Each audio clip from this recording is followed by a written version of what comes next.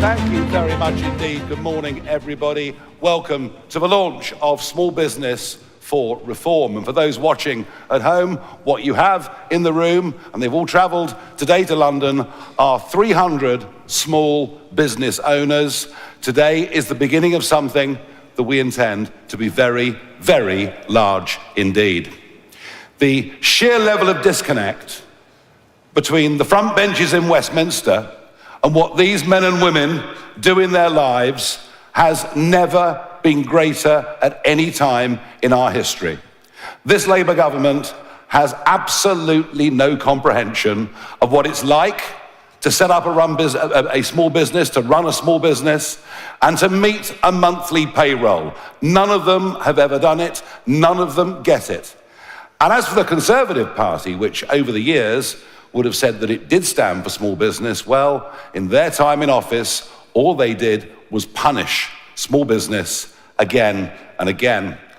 And unlike the other party leaders, I set up my first small business in 1993. For 30 years, I've run small businesses. For 30 years, I've known what the ups and downs of running a small business are like. Many was the time when it came to meeting the monthly payroll, when the staff would be earning a lot more money than me. I know how tough it can be. I know how legislation impacts on small business, and I know how much time is taken up with bureaucracy if you run a small business. And yet, just think back over the last few years.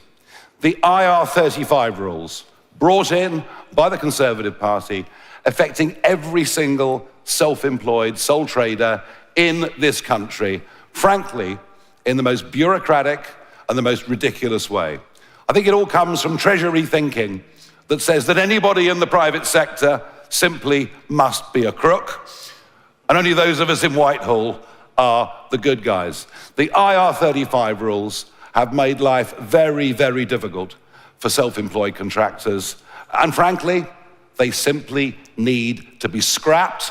And let's allow the self-employed, who don't get sick pay or anything else, let's allow them to carry on with their lives. These businesses also hit by Jeremy Hunt's astonishing 30% increase in corporation tax in one go. In one fell swoop, put up corporation tax by 30%. And what that means is that all of these companies have less money to reinvest in their own businesses. Yet, again, that simply doesn't seem to be understood. And now we have a proposal from the Labour government that sole traders and small businesses, rather than filing annual returns to HMRC, will now be asked to file quarterly returns to HMRC, which just adds to cost, time, and bureaucracy. You can listen all you like to Labour, telling us that the Employment Rights Bill will make life better for employees. Well, maybe. If you're a big company with 5,000 or 10,000 staff, maybe you can deal with the increased cost and employee risk of the Employment Rights Bill.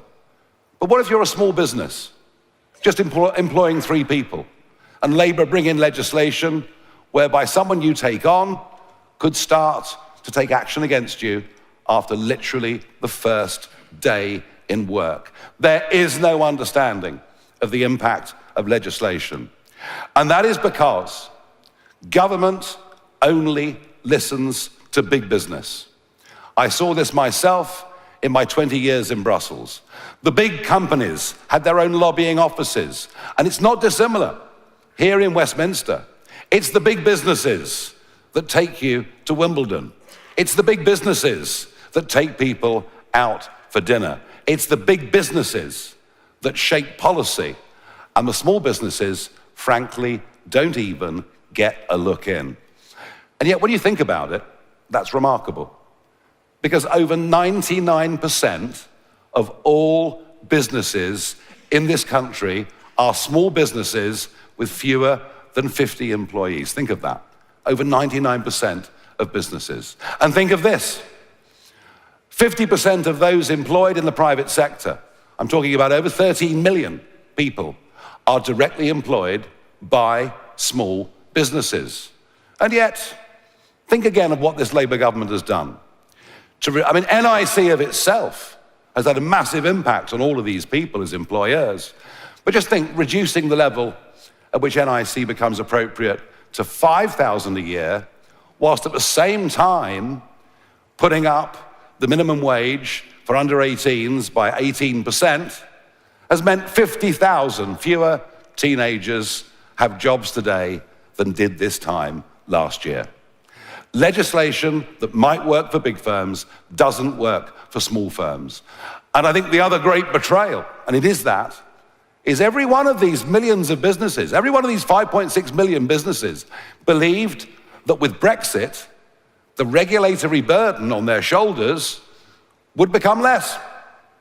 And yet I can tell you, a decade on almost, from the referendum, that in every single industry, from financial services to fisheries, the burden of regulation, the threat of the regulator is worse now than it was then.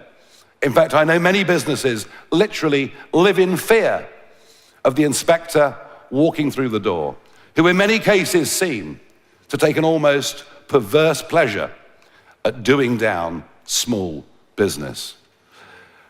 Some on the left will tell you, well, the economy is failing because capitalism is failing. No, we're not living in capitalism. We're living in an age of global corporatism. We're living in an age where the big businesses virtually control and own the political arena. Capitalism is what these people do. Free enterprise is what these people do. These people take risks.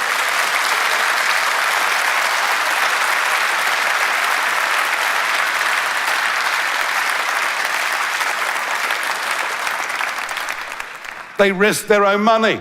They go to the bank and borrow money. They've no idea at the start whether their business concept will work or not. And many of them will have failures along the way. But that's what free market enterprise is about. It's about risk. It's about reward. It's about failure. And some of them, who despite everything, go on, succeed, make lots of money, well, they're almost treated in Britain as if they've done something wrong. As if morally it's wrong to be successful. Morally it's wrong to make money. Well, what a reform government will do is everything we can do from the education system onwards to change that culture.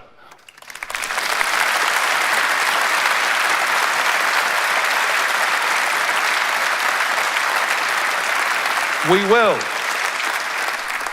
will champion hard work. We will champion success. We will look to advertise men and women who we see as British heroes because they've set things up and they've succeeded. And think about it. Every big business, and by the way, there are only 8,000 big businesses in the whole of the UK against all the other millions such as yourselves. But every big business starts as a small business.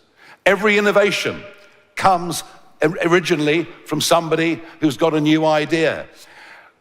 With good small business, with a healthy marketplace, you get increased choice for customers, you get better pricing, and you get better and greater technological development. I'm fearful.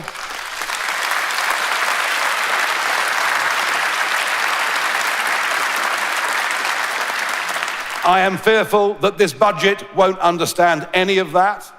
And well, of course, everything about this budget will be to attack hard work, attack saving, attack aspiration. But if Rachel Reeves does make changes to dividend income, etc., I can see a lot of small businesses, especially those in the tech space, just thinking, you know what? I'll hop on a plane to Dublin and I'll work from there. It'll be just so much easier. I fear the flight of business, the lack of investment in this country will get significantly worse if Reeves does touch dividends. So my message today is very, very simple. The Conservatives betrayed you on small business. Labour doesn't have any comprehension of actually what you do as small business. We do. We get it. I've been in business, I've run my own businesses, as many of my colleagues have, as thousands of our members have. And so today, as we launch Small Business for Reform, we are looking for tens of thousands of businesses up and down this country to join this organization. We will put in place a board. We will work together to produce the right policies for small business, for entrepreneurship, for startups, for our manifesto, for the next general election. But more than that, we will become a very strong voice and a very strong lobby for small business as an ongoing part of the national debate in this country. And it's a debate, frankly, that has not been heard for far too long. I feel passionately about this. I will certainly be heavily involved with this organization. This is in my blood. I know it's in yours too. And I believe we'll get a very large number of people come and join us, join this organization, help us build a council. Let's give this the single most ignored group of people in this country.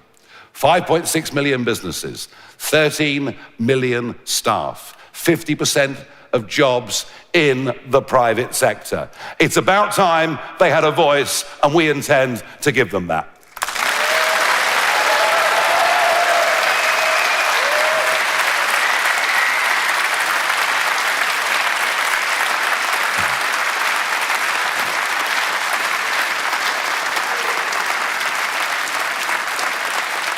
Thank you. Thank you very much. Now, our first small business entrepreneur, somebody who started very small, but went on to become very successful, and now acts as a mentor to others that want to get into business, establish themselves, become successful, is a man called Kevin Byrne. He founded something a few years ago called checkertrade.com.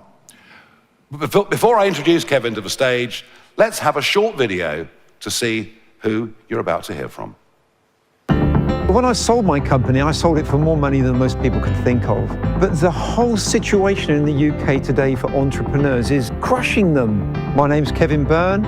I'm a serial entrepreneur, and I live on the south coast of the UK. Every single thing in this world stems from an idea. My wife and I are Christians. So I went to members in my church, the builder, the plumber, the electrician, and said, look, I'll do a little leaflet together. Once the word got out, everybody wanted to be in this little book.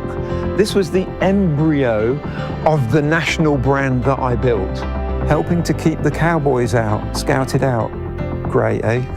The very original concept idea, and I still got it. One health and beauty, one architect, one bed and breakfast, one builder. And, you know, when you're building a business, it's tough. When I sold my business, I went through an incredibly dark tunnel. So I'm waking up now and there's no reason to get out of bed. What really matters is your health, the health and well-being of your children and your friends around you. And the thing that I'd really like to do is to stay in my country. But the whole system is rigged against entrepreneurs. Have I got enough time to build another national brand under all the caps that this government and previous governments have put into building businesses? Should I live the rest of my life here and then die and pay inheritance tax at 40%? There is no reason for me to stay in the UK, and how sad is that? Because I love this country. How sad is it that I've spent my entire life employing people, paying tens of millions in tax, get to a point where I'm thinking, I just can't stay here. Imagine if entrepreneurs were encouraged to come here, entrepreneurs were rewarded for employing people. What would that do to the economy of the UK? And I believe as Nigel Farage is Prime Minister of this country, he's going to wipe out many of those things which are hindering small businesses, and he'll start introducing things that will attract entrepreneurs from all over the world to the UK instead of those in the UK leaving.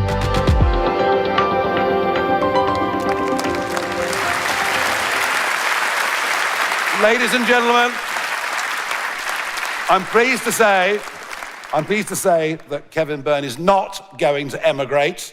He's going to help us make this a country for entrepreneurs, startups, and small businesses, and I'm very pleased to welcome him to the stage.